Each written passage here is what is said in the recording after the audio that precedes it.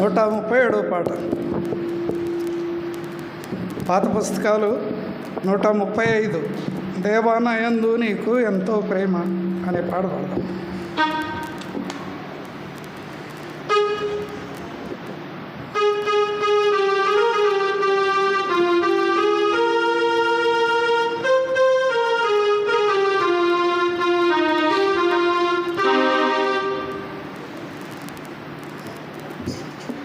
దేవా నా యందు నీకు ఎంతో ప్రేమ, నీ దివ్య ప్రేమ నాలో ఉప్పొంగెను. దేవా నా యందు నీకు ఎంతో ప్రేమ, నీ దివ్య ప్రేమ నాలో ఉప్పొంగెను. హల్లెలూయా హల్లెలూయా హల్లెలూయా హల్లెలూయా హల్లెలూయా హల్లెలూయా హల్లెలూయా హల్లెలూయా. దినదినము నీదు ప్రేమ రుచి చూచుచున్నాను, దయగల జీవాహారముతో పోషించుచున్నావు. దినదినము నీదు ప్రేమ రుచి చూచుచున్నాను, దయగల జీవాహారముతో పోషించుచున్నావు. దేవాని జీవాజలము నాకిచ్చితివే, నీ దివ్య ప్రేమ నాలో ఉప్పొంగెను. దేవాని జీవాజలము నాకిచ్చితివే, నీ దివ్య ప్రేమ నాలో ఉప్పొంగెను. హల్లెలూయా హల్లెలూయా హల్లెలూయా హల్లెలూయా హల్లెలూయా హల్లెలూయా హల్లెలూయా హల్లెలూయా. నా పాదములను నీవు బండపై నిలిపితివి, నా అడుగులనెల్లా నీవు స్థిరపరచిన దేవుడవు. నా పాదములను నీవు బండపై నిలిపితివి, నా అడుగులనెల్లా నీవు స్థిరపరచిన దేవుడవు. దేవా నాకాశ్రయుడవు నీవే గదా, నీ దివ్య ప్రేమ నాలో ఉప్పొంగెను. దేవా నాకాశ్రయుడవు నీవే గదా, నీ దివ్య ప్రేమ నాలో ఉప్పొంగెను. హల్లెలూయా హల్లెలూయా హల్లెలూయా హల్లెలూయా హల్లెలూయా హల్లెలూయా హల్లెలూయా హల్లెలూయా. సిలువలో నీ రక్తము కాచి నన్ను రక్షించితివి, సార్వత్రిక సంఘములోన నన్నైక్యపరచితివి. సిలువలో నీ రక్తము కాచి నన్ను రక్షించితివి, సార్వత్రిక సంఘములోన నన్నైక్యపరచితివి. దేవాని దయనాయడల అత్యున్నతము, నీ దివ్య ప్రేమ నాలో ఉప్పొంగెను. దేవాని దయనాయడల అత్యున్నతము, నీ దివ్య ప్రేమ నాలో ఉప్పొంగెను.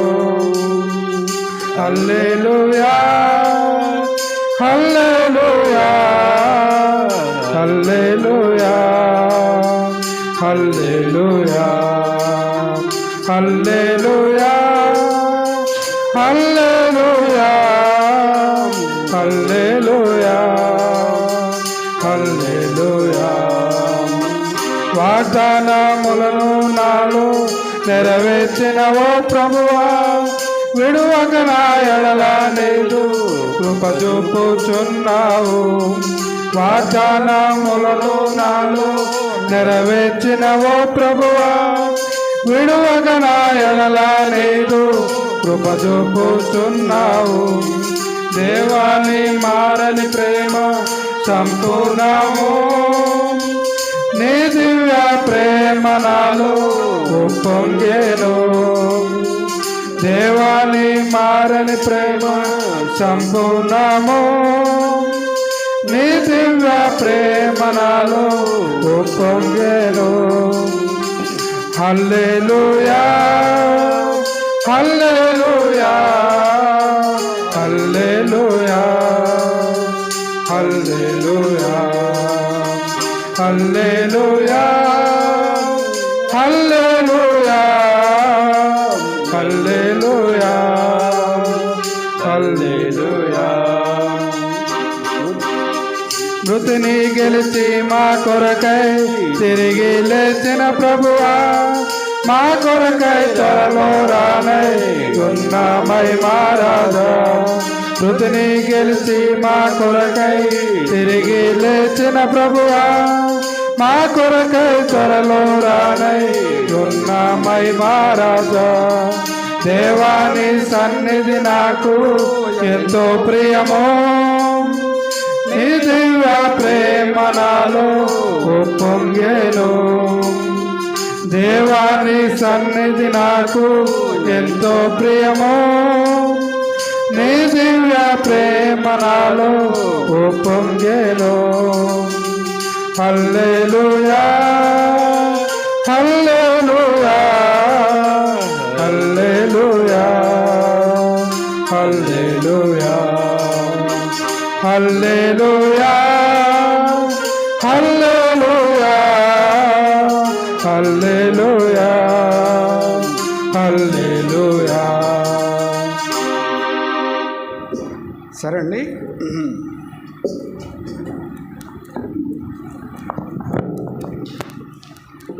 బలలో పాల్పొందక ముందు కొన్ని హెచ్చరికలు వాక్యం చూసి సిద్ధపడి బలలో పాల్గొందాం.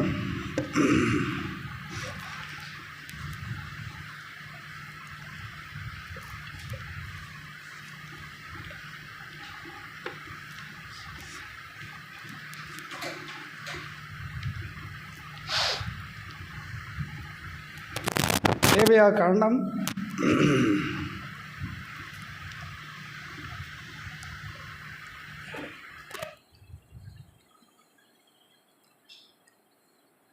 26వ అధ్యాయం. లేవియా కాండం 26 3వ వచనం నుండి కొన్ని వచనాలు మార్చి నేను ఒకటి మీరు ఒకటి ఉత్తర ప్రత్యుత్తరముగా చదువుదాం. లేవియా కాండం 26 3వ వచనం నుండి, మీరు నా కట్టడలను నడుచుకొని నా ఆజ్ఞలు ఆచరించి వాటిని అనుసరించి నడిచిన ఎడల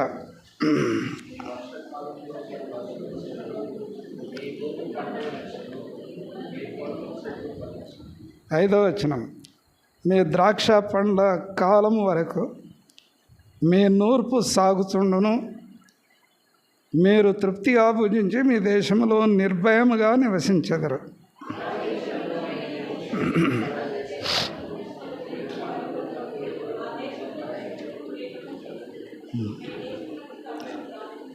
మీ దేశంలోని ఖడ్గము రాదు, మీరు మీ శత్రువులు అందరినీ తరిమెదరు, వారు మీ ఎదుట ఖడ్గము చేత పడెదరు.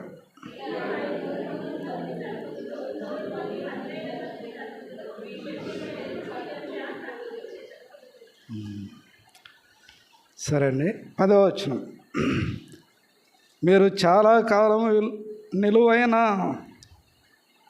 పాతగిలిన ధాన్యమును తినెదరు, కొత్తది వచ్చినను పాతది మిగిలి ఉండును.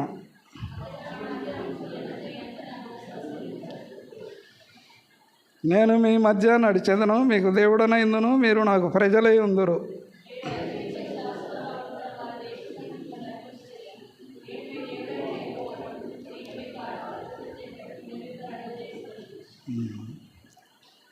సరే అండి,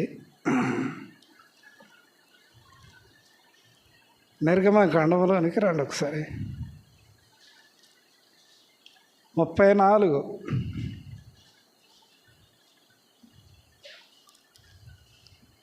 సరే 35 అధ్యాయము నిర్గమకాండం 35.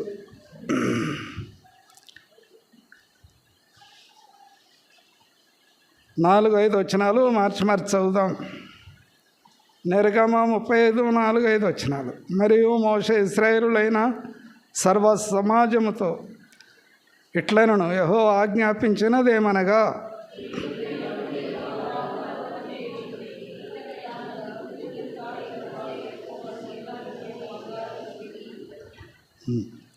సరే ప్రార్థన చేద్దాం.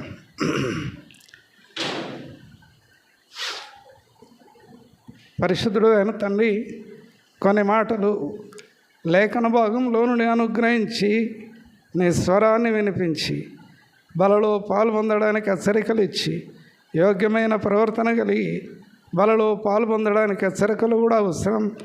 మీ శిలువ రక్తము ద్వారా ఆత్మ నడిపింపు, ఆత్మీయమైన ఆశీర్వాదం దాసునికి కృపణము, వాక్శక్తి, ఆత్మీయమైన తలంపులు, సంఘ క్షేమాభివృద్ధి కొరకు కృపణమని యేసు ప్రభు నామమున వేడుకొని స్తుతించి ప్రార్థిస్తున్నాం తండ్రి.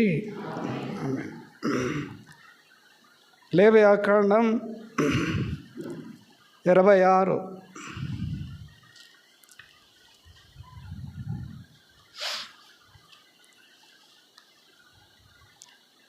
11వ వచనం చదవండి.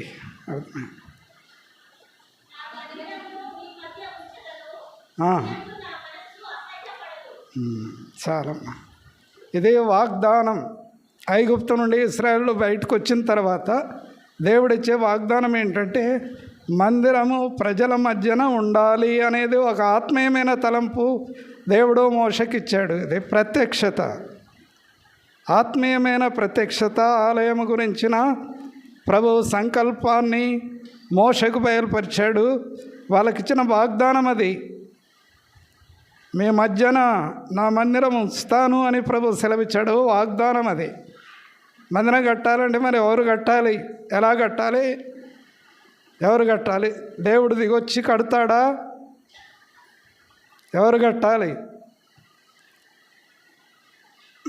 తలంపు ఏంటంటే, ప్రభు అన్నాడు మందిరం ఉండాలి మీ మధ్యన, నేను మీలో నివాసం ఉండాలి, మిమ్మల్ని ఆశీర్వదించాలి, ఆత్మీయంగా బలపరిచి, ఆరోగ్యం ఇచ్చి, కాపాడి, భద్రపరిచి, ఆహారం ఇచ్చి, విన్నారా, జీవపానం ఇచ్చి, శత్రువు భయం నుండి కాపాడి, ఆత్మీయంగా చేరవలసిన గమ్యస్థానం కానాను చేరాలి మీరు. ఇది ప్రభు సంకల్పం. అందుకే ప్రత్యక్షత ఇచ్చాడు, వాగ్దానం ఇచ్చాడు వాళ్ళకు. చదవండి మళ్ళీ 11వ వచనం.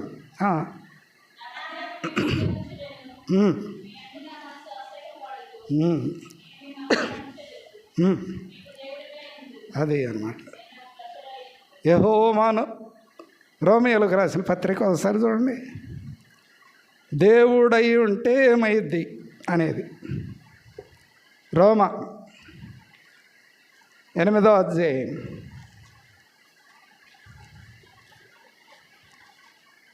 32వ వచనం.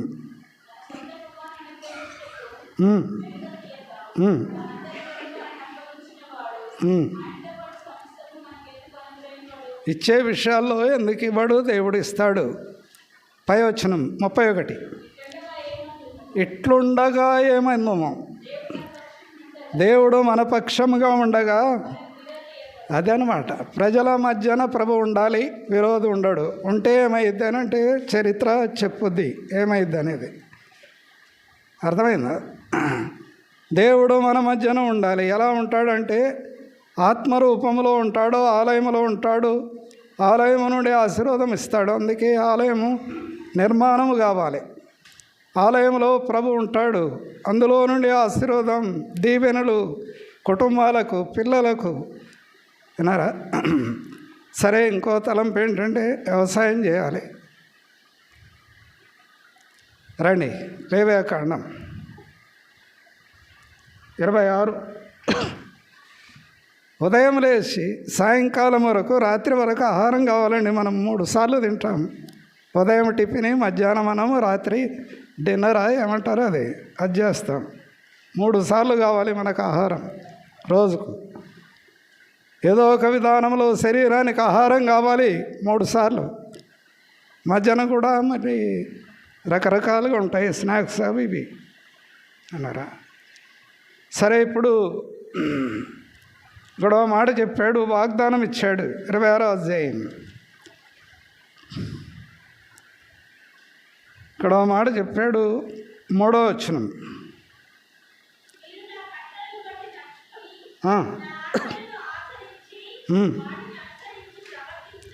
ఇది కండిషన్ అన్నమాట.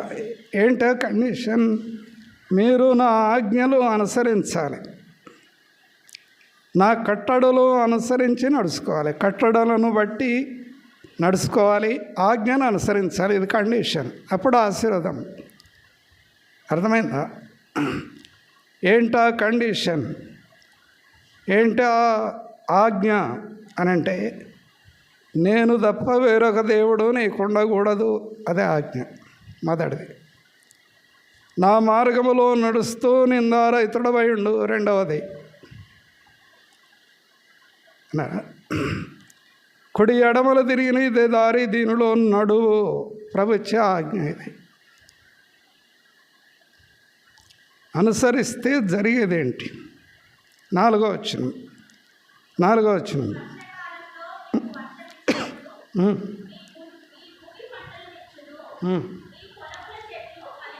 ఇది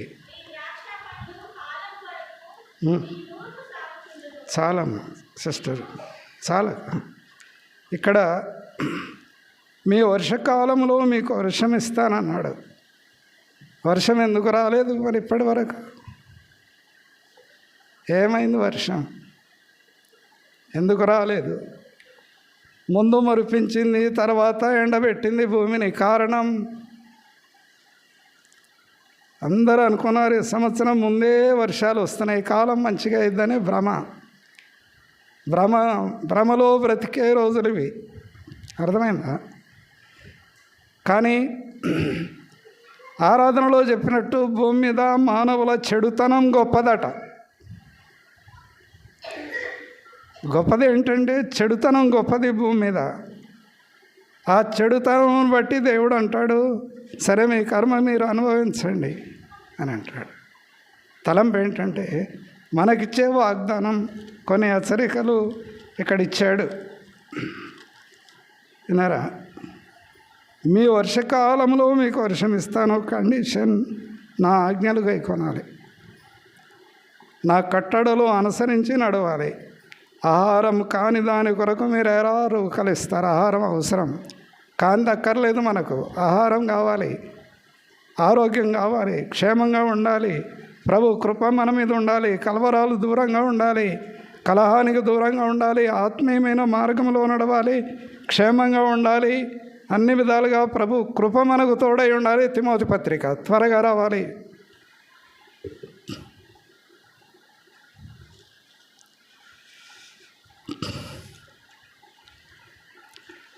పౌలు వస్తాడు, అపోస్తలుడైన పౌలు. 1 తిమోతి 2వ అధ్యాయం 1వ వచనం.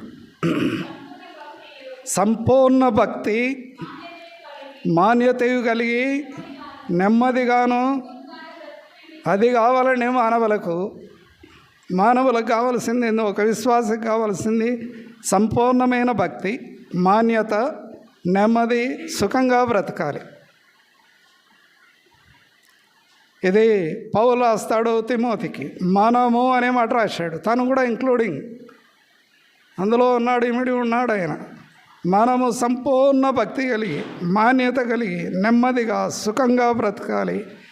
దానికి పరిష్కారం ఏంటంటే, అన్నిటికంటే ముఖ్యంగా మనుషుల కొరకు ప్రార్థన చేయాలి, రాజుల కొరకు చేయాలి, అధికారుల కొరకు చేయాలి, ఏలుబడి చేసే వాళ్ళ కొరకు ప్రార్థన చేయాలి, ప్రకృతి కొరకు ప్రార్థన చేయాలి, ప్రజల కొరకు ప్రార్థన చేయాలి.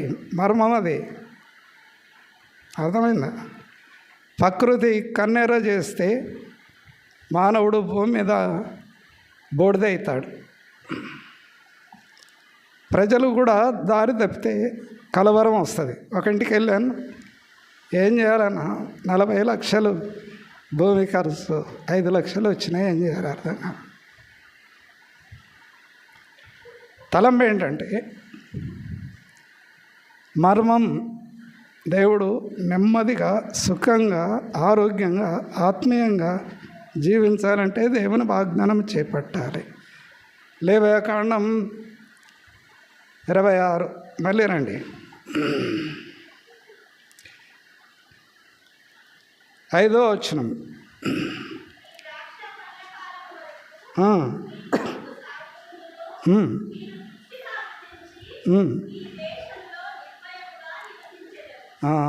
ఫలం రావాలి. సరే, మనకు ద్రాక్ష తోటలు లేవు, పొలాలు ఉన్నాయి. పొలం అంటే అర్థం ఏంటంటే తెలంగాణ రాష్ట్రంలో ఉన్నతమైన స్థాయిలోనికి తెల్ల వడ్లు పండించారు, సన్న వడ్లు. ర్యాంక్ వచ్చింది తెలంగాణకు. సన్న వడ్లు పండించారు, అందరికంటే ఎక్కువ, అన్ని రాష్ట్రాల కంటే ఎక్కువ తెలంగాణ. ప్రథమ స్థానంలో ఉంది తెలంగాణ వడ్లు పండించడానికి. కానీ రోగాలు కూడా అట్నే ఉన్నాయి.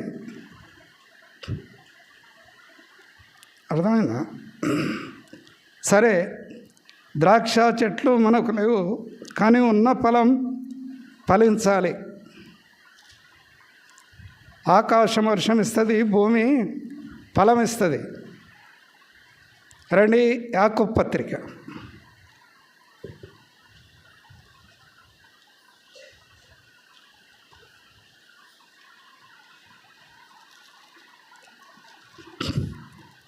ఇవన్నీ కూడా ఉపోద్ఘాతం, ఆత్మీయమైన హెచ్చరికలు, తలంపులండి. ప్రార్థనకు ఆత్మీయమైన పునాది దేవుని ఆజ్ఞలు అనుసరించి నెమ్మదిగా, చిన్న మందగా, లోకములో విశ్వాసం కలిగి దేవుని నమ్మి ఆయన అడుగుజాడలో నడిచే వారికి ఇచ్చే హెచ్చరికలు ఇవి. బల దగ్గర యాకోబు పత్రిక 5వ అధ్యాయం. ఇక్కడ మాట యాకోబు రాస్తాడు, 5:17. ఏలియా మన వంటి స్వభావము గల మనుషుడే, వర్షింపకుండానట్లు అతడు ఆసక్తితో ప్రార్థన చేయగా 3.5 సంవత్సరములు భూమి మీద వర్షింపలేదట. ఆసక్తి, ప్రార్థన ఆసక్తి. ఆవు కాలంలో భూమి నెరవిడిచింది. పక్షులు, పశువులు, జంతువులు తాగే నీటి కొరకు అల్లాడినవి. రాజు ఒకవైపు, మంత్రి ఒకవైపు, దేశ ప్రజలు అల్లాడి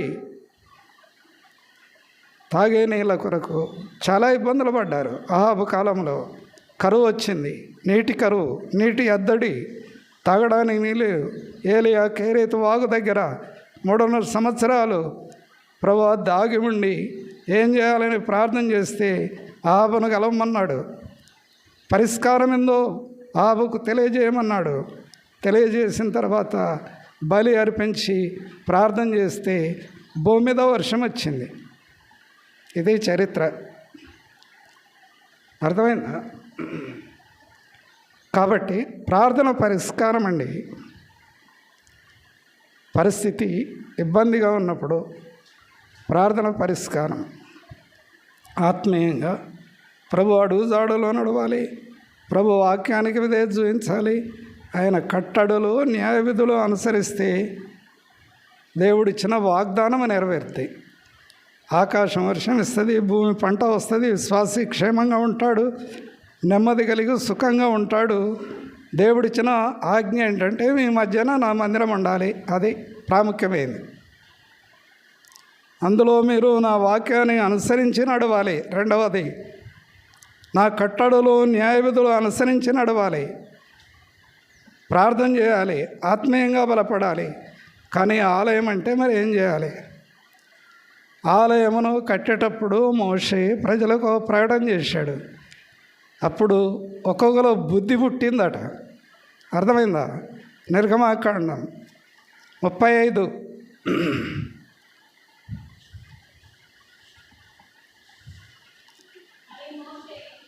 4వ వచనం చదువమ్మా.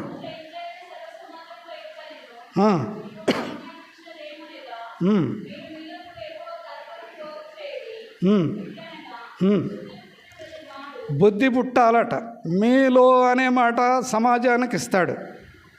రెండవది బుద్ధి పుట్టాలి సమాజం కూడా. ఒక్కొక్క వ్యక్తి, సమాజం ఇంక్లూడింగ్ అందరూ ఉంటారు సమాజంలో. కానీ సమాజంలో బుద్ధి పుట్టే వాళ్ళు కూడా కొంతమంది ఉంటారు. అర్థమైందా?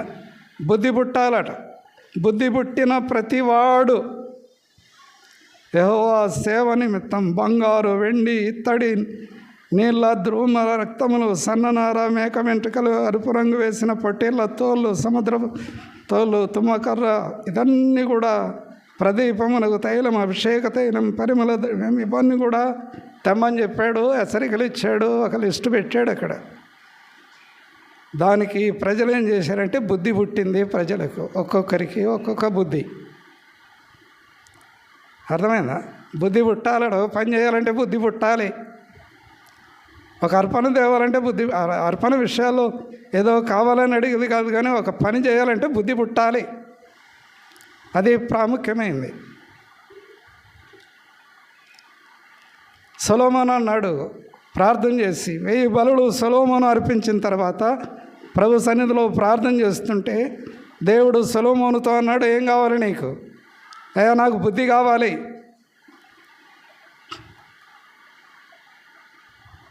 రండి రాజుల గ్రంథం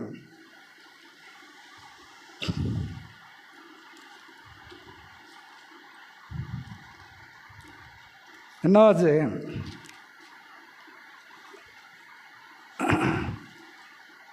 మనలో చాలామంది బైబిల్ బాగా విన్నవాళ్ళు, చదివిన వాళ్ళు కాబట్టి 3వ అధ్యాయం చూడండి ఒకసారి. 2వ అధ్యాయమా 3వ అధ్యాయమా? 3వ అధ్యాయం, 2వ అధ్యాయం. దానికంటే ముందుగా 3వ అధ్యాయం 4వ వచనం అండి. మొదటి రాజులు 3వ అధ్యాయం 4వ వచనం.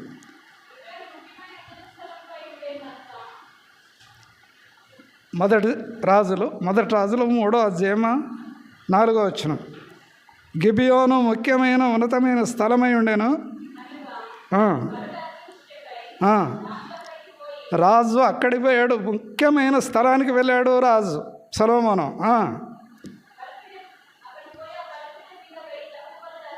1000 దానబలులు అర్పించాడట. గిబియోనులో యెహోవా రాత్రివేళ స్వప్నమందు సొలొమోనునకు ప్రత్యక్షమై ఇది ఛాయిస్ ఇచ్చాడు ప్రభు. ఏం కావాలి నీకు? సొలొమోనా నీకేం కావాలి? ఒకవేళ మనలో కూడా ఆ ప్రశ్న అడిగితే ఏమంటాం మనం? మన కోరిక ఏంటి? మన ఆలోచన ఏంటి? రేపులో రకరకాల కోరికలు ఉంటాయి, ఆలోచనలు ఉండొచ్చు. ఒక సహోదరుడు, 2 సహోదరి డాక్టర్ అమ్మ, సహోదరుడు ఇంజనీర్. ప్రార్థన మీటింగ్లో కోరిక సిద్ధింపజేసి ఆలోచన సఫలపరుస్తానని వాగ్దానము చేపట్టి, వాక్యమని ప్రార్థనలో పెట్టి వారు ఆ వాగ్దానము చేపట్టిన తర్వాత ఆ ఫలాన్ని చూడగలిగారు. ప్రతి వ్యక్తి కూడా అంతే అన్నారా? కోరిక సిద్ధింపజేసి ఆలోచన సఫలపరిచి ఆత్మీయంగా బలపరిచి ఆ వాగ్దానం నెరవేరుస్తాడు దేవుడు. ఎప్పుడంటే ఆయన మాట విన్నప్పుడు, ఆయన కార్యాలలో బుద్ధి పట్టి ఆయన దగ్గరకు వచ్చి ఆరాధన చేసి బలలో పాల్గొంది, ప్రార్థనలో ఏకీభవించి కార్యకలాపాలలో తోడయండి ఆత్మీయంగా సహకరిస్తే దేవుడు ఏదో ఒక విధానంలో ఒక వ్యక్తిని ఎలా వాడుకోవాలో అంతవరకు వాడుకుంటాడు. సమయం ఇస్తాడు. అర్థమైందా? సమయం ఇస్తాడు. ఒక వ్యక్తి పని ఆరంభించవచ్చు, కొద్ది వరకు కొనసాగించవచ్చు. ఒకవేళ అటు పక్కకు తొలిగినా ఇంకో వ్యక్తి వెంటనే దాన్ని చేయుతనిస్తాడు. ఆ పని నెరవేరుద్ది. దేవుని పని ఎప్పుడు కూడా ఆగిపోదు. దేవుడు ఏ వ్యక్తి మీద ఆధారపడాడు. నిలవాలి, బుద్ధి పుట్టాలి, ఆత్మీయంగా హెచ్చరికలు ఇస్తాడు, ప్రేమిస్తాడు, అపాయింట్ చేస్తాడు, ఒక పని కొరకు అవకాశం ఇస్తాడు. వినియోగించుకోవాలి. అర్థమైందా? సొలొమోను ప్రభు దగ్గరికి వచ్చి 1000 బలులు అర్పించాడు. సంపూర్ణంగా అర్పణ అంటే ఆరాధన, మన హృదయం కుమ్మరిస్తాం సంపూర్ణంగా, అది అర్పణ. క్రీస్తే మన అర్పణ, క్రీస్తే మన బలి, క్రీస్తే మనకు సంపూర్ణం చేశాడు ఆ కార్యం. కానీ ఆయన సన్నిధిలో ఆరాధన చేసి ఆరాధన పూర్వకంగా ప్రభు ఇచ్చిన ఆజ్ఞ నెరవేరుస్తూ ప్రభు ప్రశ్న వేసినప్పుడు దానికి జవాబు ఇవ్వాలి. ఏం కావాలి నీకు? ప్రశ్న. నీకేం కావాలి? ఛాయిస్ ఇస్తాడు, అవకాశం ఇస్తాడు, అడుగుతాడు. నీ కోరిక ఏంటి బిడ్డ? దావీదుని అడిగాడు. 2:20 అధ్యాయం కీర్తనలు.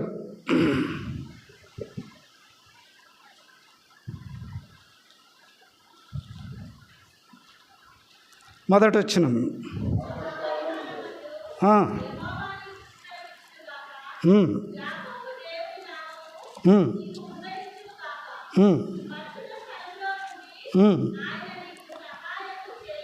ఎక్కడి నుంచి చేస్తాడండి సహాయము?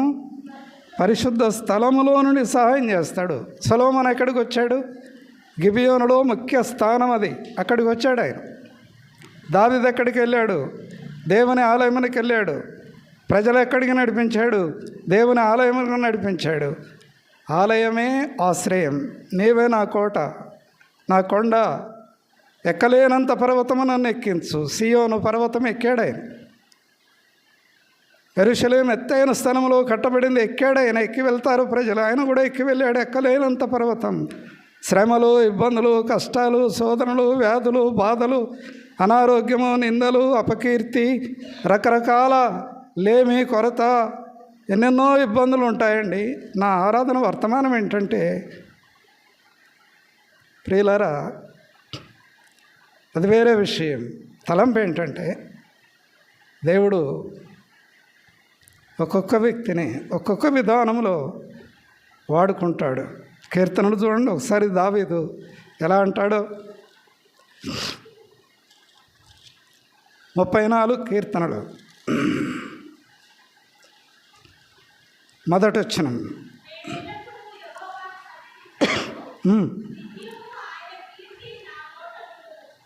యాక్చువల్గా వర్తమానం ఆరాధనకి ఇవ్వాలని సిద్ధపడ్డ తర్వాత ప్రభువా ఏం మాట్లాడాలన్నప్పుడు ఈ వర్తమానం, ఈ వచనం చూపించాడు. ఎల్లప్పుడూ యెహోవాను సన్నుతిస్తాను, నిత్యము ఆయన కీర్తి నా నోటను ఉంటుంది. ఎల్లప్పుడూ అంటే అర్థం ఏంటి?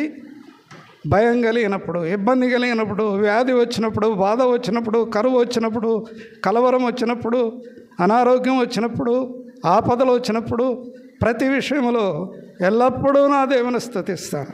ఎనీవన్, ఎవరైనా కానివ్వండి, ప్రతి వ్యక్తి కూడా ఇదే విశ్వాస యొక్క లక్షణమై ఉండాలి. ప్రభు కోరికది అన్నారా? ఒక ఇంటికి వెళ్ళాను, గాయమైంది, ప్రార్థన చేశాను. రెండో ఇంటికి వెళ్ళాను, గాయమైంది, ప్రార్థన చేశాను. మూడో ఫోన్ వచ్చింది, గాయమై హాస్పిటల్లో ఆపరేషన్ అయి ఉంటే ప్రార్థన చేశాను. ఆయన గాయపరుస్తాడు, గాయాన్ని కడతాడు, ఆయన ఆదరిస్తాడు, పరామర్శిస్తాడు. విన్నారా? కష్టాలు రావచ్చు, ఇబ్బందులు రావచ్చు, శోధనలు రావచ్చు, వ్యాధులు రావచ్చు, బాధలు రావచ్చు, కన్నీళ్ళు, ఎన్నెన్నో ఇబ్బందులు దావీదు కూడా వచ్చినాయి. కానీ దేవుని ఆలయమును ఆశ్రయించాడు. దేవుని సన్నిధి భాగ్యాన్ని వెతికాడు ఆయన. దేవుని బట్టి ధైర్యం తెచ్చుకున్నాడు. ఆయనకు అర్థమైంది ఒకటి, దేవుడు తన దూతను నాకు కాపల పెడతాడు. 34 కీర్తనలు రండి.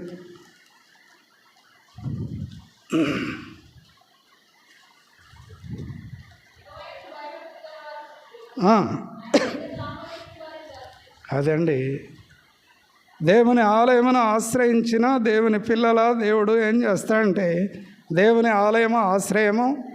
రెండవది, దేవుని దూతలు కూడా కాపుదల పెడతాడు బయటికి వెళ్ళినప్పుడు. అర్థమైందా? దేవుని ఆలయంలో ఉంటాం 3 గంటలు, బయటికి వెళ్తాం, దేవుడు తన దూతల కాపల పెడతాడు. ఎలా పెడతాడు? అర్థమైందా? ఈ పక్క ఒక దూత, ఈ పక్క ఒక దూత. ఎమ్మెల్యే పోతుంటే 2 గన్మెన్లు ఉంటారు. అవునా? ఉంటారు. ఎప్పుడైనా పడిందా డ్యూటీ? పడలే.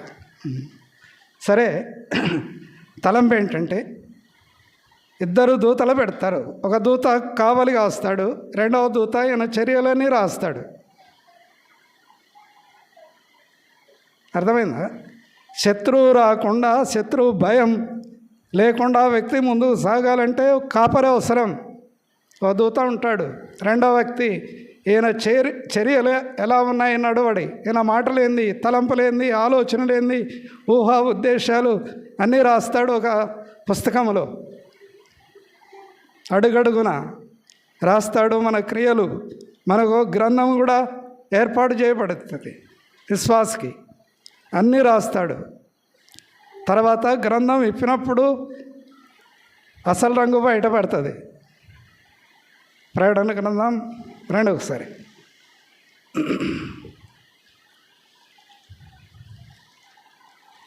ఎన్నో అధ్యాయం. అప్పుడు గ్రంథములు విప్పబడెను. 20వ అధ్యాయమా చూడండి.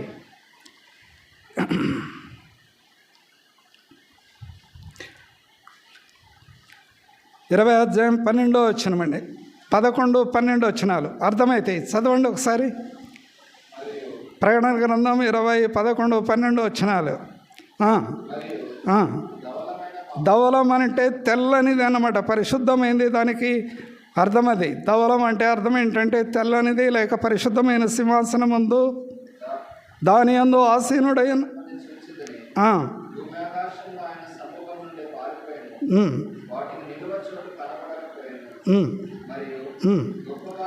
గొప్పవారేమి కొద్దివారేమి మృతులైన వారందరూ ఆ సింహాసనం ఎదుట నిలిచి ఉండుట చూచి తిని. అదండి, కామం ఉంది, చాలండి. అప్పుడు గ్రంథాలు విప్పబడ్డాయి. ప్రతి వ్యక్తి, గొప్పవాడు కానీ, చిన్నవాళ్ళు కానీ, పెద్దవాళ్ళు కానీ, అధికారుడు కానీ, ప్రతి వ్యక్తి వాళ్ళకు గ్రంథం ఉంది, వాళ్ళకు లిస్ట్ ఉంది. అవన్నీ కూడా రాస్తాడు వారి వారి క్రియలను బట్టి. అన్నారా? తర్వాత తీర్పు. అందులోనికి రావద్దనే వాళ్ళ దగ్గర ఇప్పుడు తీర్పు మనకు. అర్థమైందా? ప్రియులారా, ధవల సింహాసనము రాబోతుంది. ప్రభు ఆసీనుడై భూమి ఆకాశములు పారిపోతాయి, నిలవ చోటుండదు. కీర్తనలకారుడు రాస్తాడు, ఒకడు అంగవస్త్రమును, మాసిపోయిన వస్త్రాన్ని తీసి పక్కన వేస్తారు. అంగవస్త్రం అంటారు దాన్ని. షర్టు దాని సర్వీస్ అయిపోతే తీసి పక్కన వేస్తాం. ఓ ప్యాంటు కానీ, షర్టు కానీ, బనీన్ కానీ, ఏదైనా కానివ్వండి, ఒక అంగవస్త్రమును తీసివేసినట్టు భూమిని, ఆకాశమును, దాని లైఫ్ అయిపోద్ది, తీసేస్తాడు. ఎలా చెప్పాలి? వాటికి నిలవ చోటు ఉండదు. గ్రంథాలు విప్పబడతాయి. ధవలమైన సింహాసనం ఒకటి ఉంది. వ్యక్తి ఎక్కడ హాజరు కావాలి? క్రియలను బట్టి గ్రంథములో రాయబడిన ప్రతిఫలం ఏంటి? వాళ్ళకు ఏమి ఇవ్వాలి? క్రియలను బట్టి ఏం మంచి కార్యం చేసి, లేకపోతే ఎక్కడో ఉండాలండి. ఇప్పుడు ఈరోజు ఎక్కడో ఉండాలి. మనం ఏదో పని మీద ఉండాలి. ఆశలు ఉన్నాయి, కుటుంబం ఉంది, పిల్లలు ఉన్నారు, బాధ్యతలు ఉన్నాయి, అవసరాలు ఉన్నాయి, రకరకాల ఆలోచనలు ఉన్నాయి. ఎక్కడెందుకు ఉన్నాం మనం? అందరూ ఎందుకు లేరు ఇక్కడ? మనం ఎందుకున్నాం? ప్రభువునందు విశ్వాసం ఉంచిన దేవుని పిల్లలం. ప్రభు ఇచ్చిన ఆరంభంలోనికి వస్తాం. దేవుడు మనలో రక్షణ ఇచ్చాడు. మనకు ఐగుప్తులో నుండి ఇశ్రాయేలు బయటికి తెచ్చినట్టు పాపంలో నుండి మనలో బయటికి తెచ్చాడు. వాళ్ళకిచ్చినట్టే ఆలయం మనకు కూడా ఇవ్వాలని ప్రభు కోరాడు.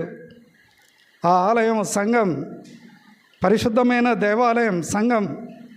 ఆ సంఘానికి ఆలయం ఈ కట్టడం. ఇందులో నుండి దీవించాలి మనలా. ఇందులో మనము ఆజ్ఞను అనుసరించి ఆత్మీయమైన పాఠాలు నేర్చుకొని వాక్యమేని ప్రభు వలలో పాల్పొంది మనము ప్రభు యొక్క చిత్తంలో నడవడానికి ఒక సంఘము, సావాసం దేవుడు మనకిచ్చాడు. అప్పుడే పరలోకానికి వెళ్ళిపోయే స్థాయి ఇంకా రాలేదు మనకు.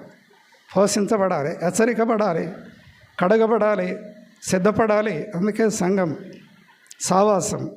బిడ, భూమి మీద ఉంటావు, నీకు ఆహారమే అవసరం, వస్త్రాలు అవసరం, భద్రత అవసరం, ఆరోగ్యం అవసరం, కాపుదల అవసరం. వీటన్నిటికి పరిష్కారం నేను నిజమైన దేవుడను, సిలువలో ప్రాణం పెట్టాను, రక్షణ ఇవ్వడానికి క్రయధనం చెల్లించాను, ఆఖరి బట్టు వరకు రక్తము దారబోసాను మీ కొరకు. నా రక్తం ఇచ్చి మిమ్మల్ని కొన్న ఒక సంఘముగా కట్టా. సంఘములో నిలిచి ఉండి ఆత్మీయంగా నా అడుగుజాడులో నడిచి నేను వచ్చినప్పుడు ఎత్తబడే గుంపులో లేక నువ్వు ఈ లోకంలో పిలువబడినప్పుడు నిందారహితుడుగా నా దగ్గరికి రావడానికి ఒక సంఘము సావాసం ఆత్మీయమైన క్రమం ఒకటి ఉంది. బుద్ధి జ్ఞానము రెండు కూడా ఇచ్చాను, అది వాడుకోబిడ్డ. కొలసీలకు రాసిన పత్రిక ఒకసారి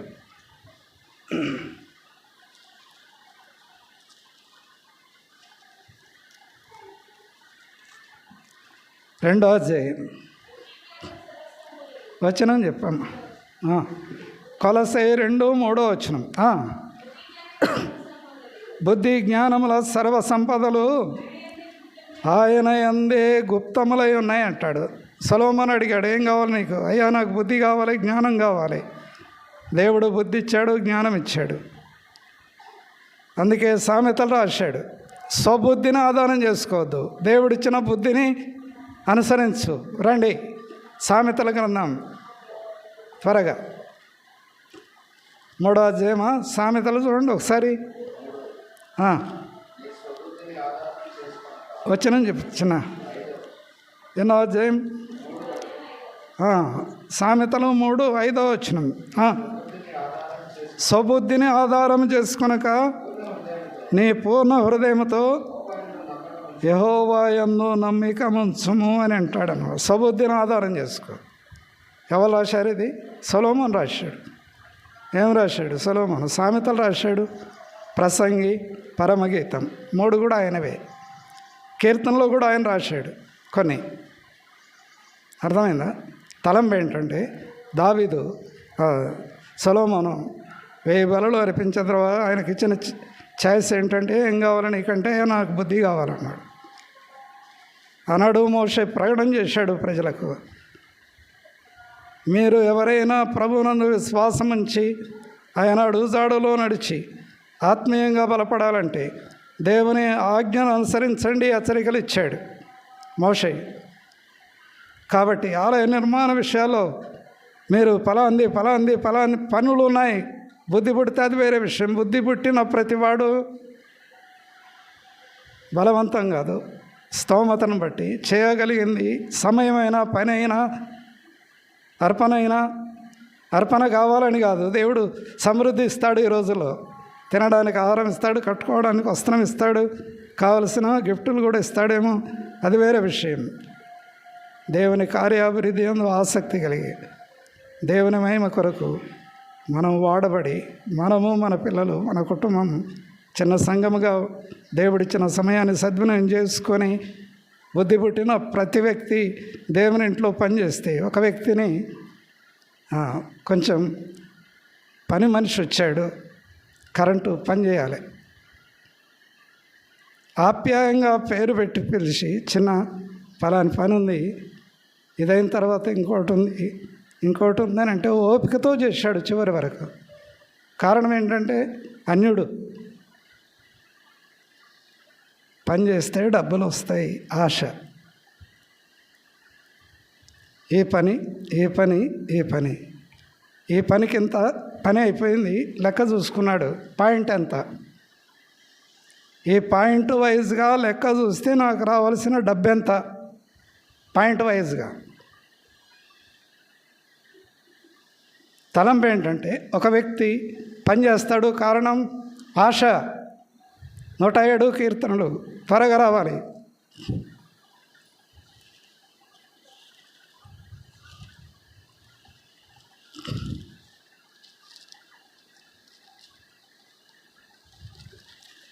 తొమ్మిదో వచనమండి.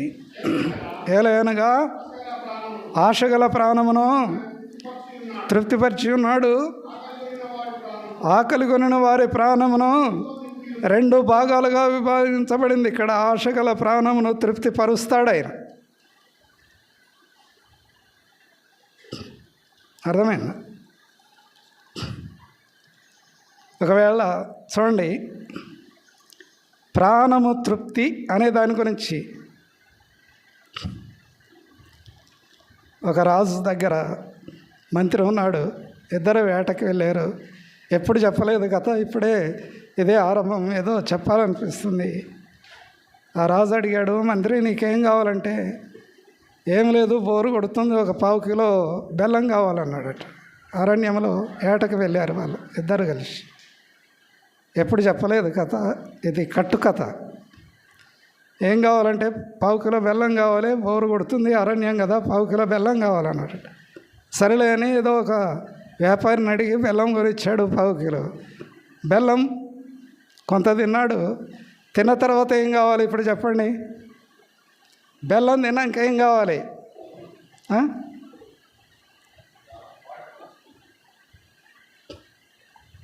రాజు ఒక కండిషన్ పెట్టాడు, ఏదైనా ఒక్కటే అడుగు అది ఇవ్వబడుతుంది, రెండవది అడగొద్దు. అరణ్యము ఇదొక టెస్టు, నీకు ఇవ్వాల్సింది ఒకటి ఛాన్సు, ఏది కావాలో అడుగు. నేను అనుకున్నాడు అరణ్యంలో బోరు కొడుతుంది కాబట్టి ఎంజాయ్ చేయడానికి కొంచెం బెల్లం కావాలన్నాడు. రాజు ఇప్పించాడు. రెండవది అడగొద్దు. ఇక ఏమైద్ది?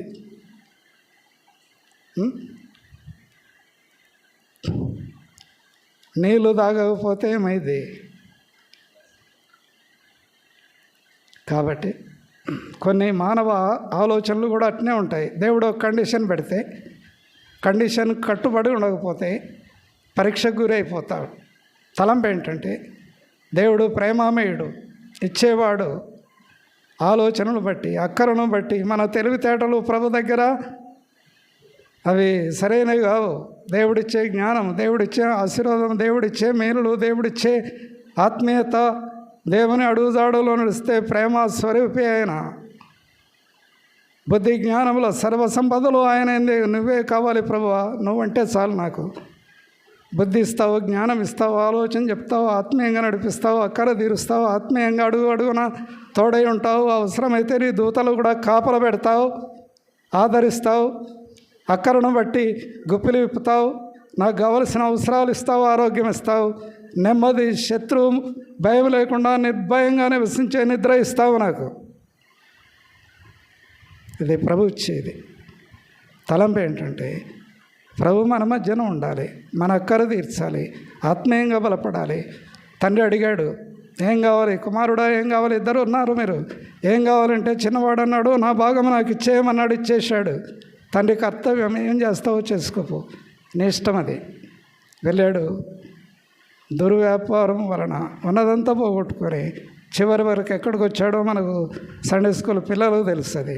కానీ ఒకటి బుద్ధి వచ్చినప్పుడు తండ్రి జ్ఞాపకం వచ్చాడు. బుద్ధి రావాలి, తిరిగి రావాలి. బుద్ధి పోయింది.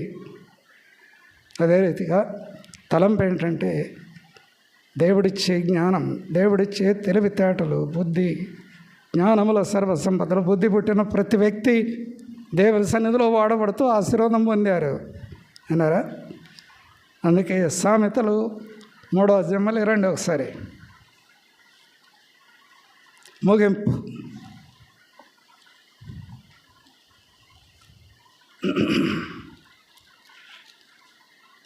మూడో అధ్యాయం 5వ వచనం, అదే 4వ వచనం.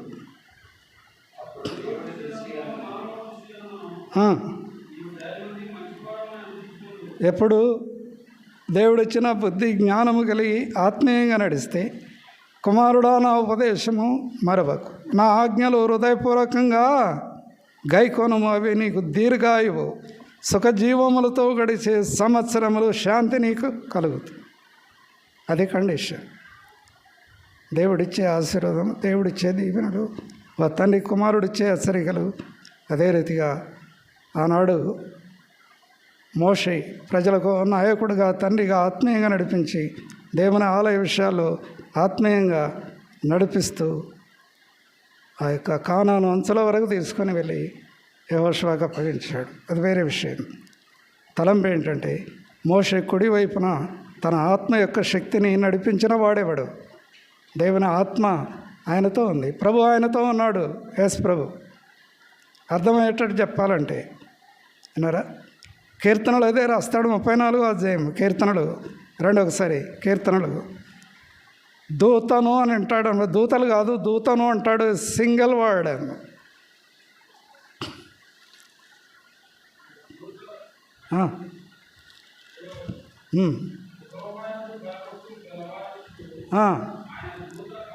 దూత అండి, దూతలు కాదు. హెబ్రీయులకు రాసిన పత్రికలో దూతలు మనకు పరిచారకులు ఎంతోమంది ఉన్నారు. యోబు రాస్తాడు, దూతల యందు నమ్మిక ఉంచడం లేదు ప్రభు, తానే కాపరిగా ఉండాలనేది.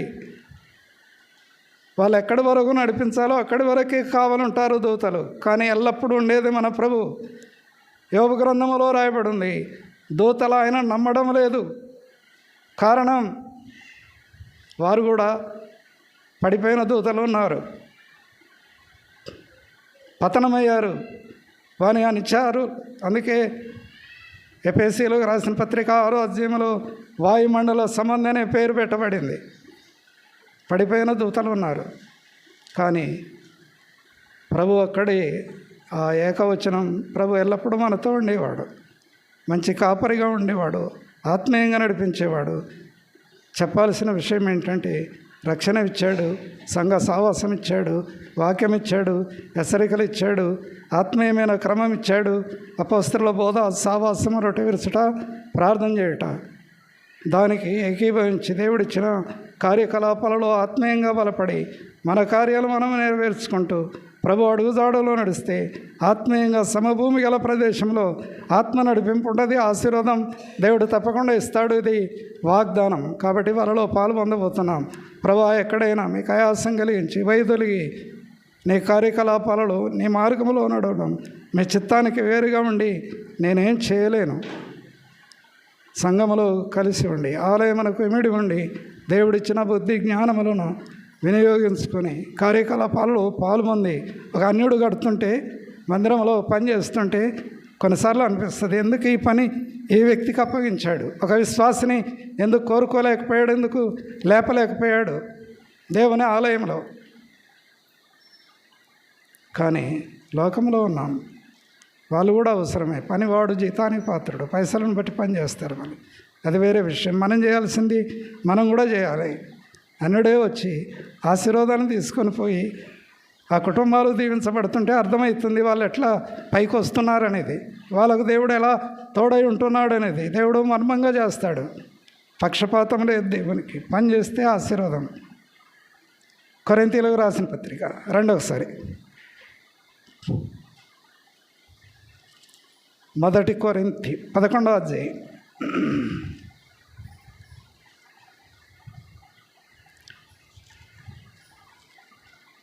28వ వచనం మనం అందరూ కలిసి చదువుకున్నాం. కాబట్టి ప్రతి మనుషుడు తాను పరీక్షించుకునవలను, అలాగు చేసి ఆ రొట్టెను తిని ఆ పాత్రలోని త్రాగవలెను. ప్రభువా, ఎక్కడైనా మీకు ఆయాసం కలిగించి నీవిచ్చిన బుద్ధి జ్ఞానములు నీ మహిమ కొరకు వాడే విధానంలో ఎక్కడైనా తప్పిపోతే దయతో క్షమించు. ప్రార్థనలో తప్పిపోతే క్షమించు. సావాసానికి దూరం అయితే క్షమించు. మీ చిత్తానికి ఎలపల ఎక్కడైనా ఆత్మీయమైన ఆశీర్వాదానికి దూరంగా ఉంటే దాన్ని సరిచేసి ఆత్మీయంగా నడిపించు. వయో పరిమితిని బట్టి చిన్నవాళ్ళు మొదలుకొని వృద్ధుల వరకు చేయాల్సిన పనిపాట్లు రకరకాలుగా ఉన్నాయి.